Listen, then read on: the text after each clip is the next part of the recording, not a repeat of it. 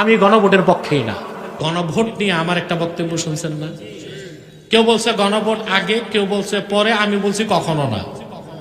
বর্তমান সনদকে স্বীকৃতি দেবার জন্য যদি গণভোটে কোনো মুসলমান যায়, আল্লাহর কাছে তাকে কঠিন জবাবের সম্মুখীন হতে হবে।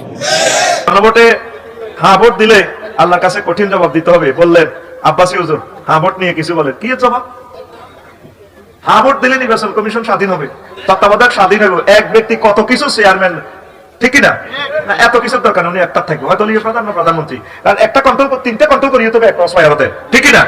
আব্বাসী হুজুরের রাজনীতি শিকার দরকার।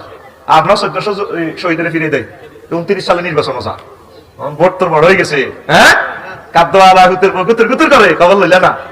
হ্যাঁ ভোট দিবা, হ্যাঁ ভোট না ভোট যারা দিবে কেন চাইও না। আল্লাহ তোমার ভোট থেকে জাতি বানাসা, আমি গো আল্লাহ তুমি হ্যাঁ ভোট জিতাইয়া দাও আল্লাহ। আল্লাহ আমাদের জুলাইকে তুমি রাখো। ছাত্র জনতা হ্যাঁ ভোট বিজয় না হইলে ছেলেগুলো সব মারিয়ে লেবে আইন করি, কত ঠিক কিনা? আমরা হারাইছি 14, এর আরো হ্যাঁ মারিয়ে লেবো 14,000 চাঁদাবাজ করে বেকুনের মারিয়ে লেবো, ঠিক না? আল্লাহ তোমার রহমত দিয়ে হ্যাঁ ভোটকে জয়যুক্ত করো। হ্যাঁ ভোটে কত সুন্দর বিরোধী দলকে অধিকার দেওয়া হয়েছে, সরকার দল বিরোধী দল মিলি দেশটা চালাইবে 12টাও মুখারিতে। মনে করো হ্যাঁ ভোট দিলে বেলে হাসর মাঠে, কি হাসর মাঠ? এ কইলেন গণতন্ত্র হারা, আমার হাসর আঞ্জিল কত